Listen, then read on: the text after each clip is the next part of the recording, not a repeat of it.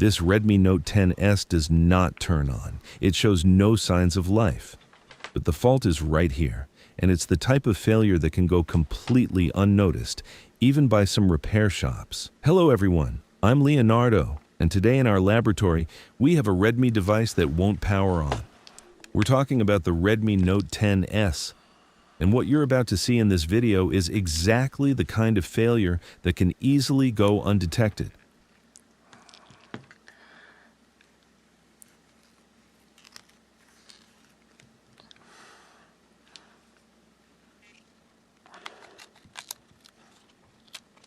Before touching anything, the first thing we need to do is check the power consumption using a USB power tester.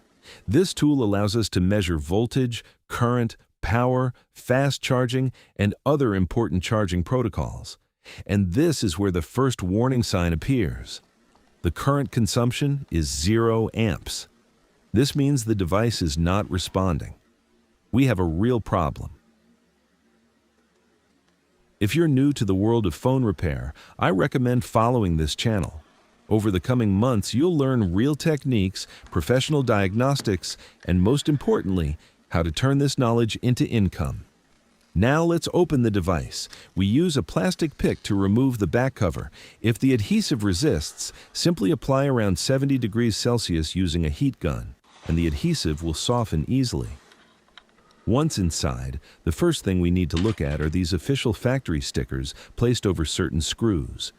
This confirms that the device has never been opened.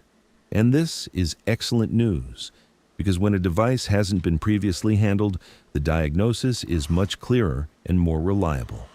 Over time, and as you work on more devices, you can build a mental or physical list of common failures for each model. This allows you to save time and become far more efficient in every repair. Now we remove all the screws from the mid-frame. Pay close attention, because right under the camera glass, there are two hidden screws that many people overlook.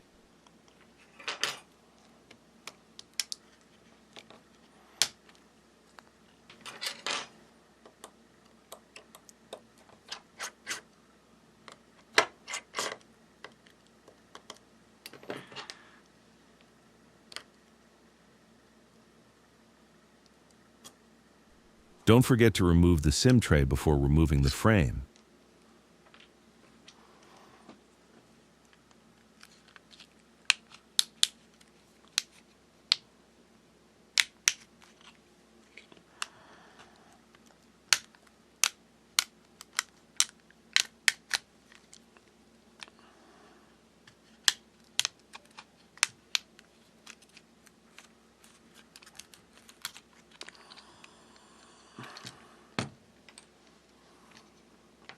And something extremely important, especially if you're just starting, before touching any component, you must disconnect the battery.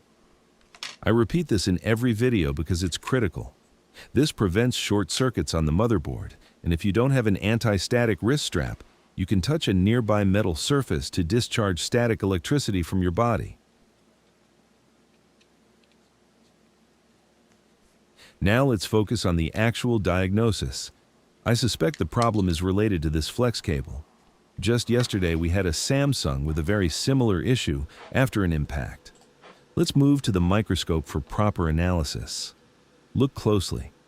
At first glance, everything appears to be in perfect condition, but the reality is very different.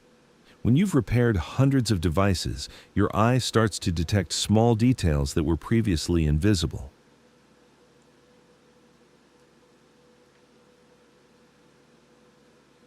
Observe the distance between the connector and the pins. On the left side, the gap is larger than on the right side. This indicates that the connector has shifted slightly. And in most cases, this means the connector base is cracked. Remember, we're using a microscope with 45 times magnification. To the naked eye, this type of failure is practically impossible to detect. Years ago, this kind of failure in Samsung A series devices caused many headaches, because the cracks were not always visible. You could measure the lines, get good readings, reassemble the device, and the failure would still be there. Sometimes it worked, sometimes it didn't. Now, look at this crack at the bottom of the connector.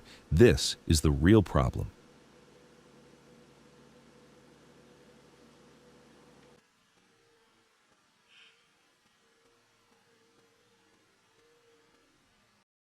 And if we observe the other side of the connector, everything appears normal. This proves that many times the fault is located in the least expected place. Now we'll temporarily reposition the connector pins just to confirm the diagnosis. After that, the correct solution is to replace the flex with a new one. Over time, these materials weaken and lose their mechanical stability. Now we reconnect the flex and perform a test.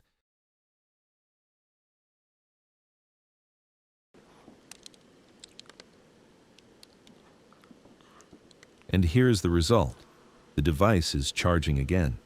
We can see current flow, fast charging, and normal operation. As a professional technician, the recommended solution is always to replace the damaged connector. If you don't have a new one, you can recycle an FPC connector from another device and solder it onto this flex. This will allow the phone to function properly for several more years.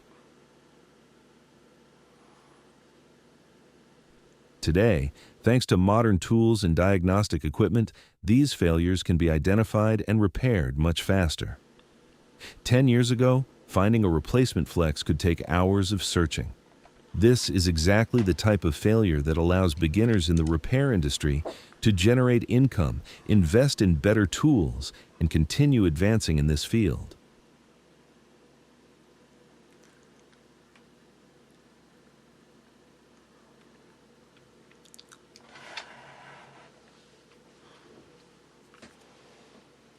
And for more advanced technicians, we have created the ultimate diagnostic tool for Android motherboards. In this book, we will change the way you think and help you understand how professional repair companies approach diagnostics. It's an investment that can pay for itself with just one repair.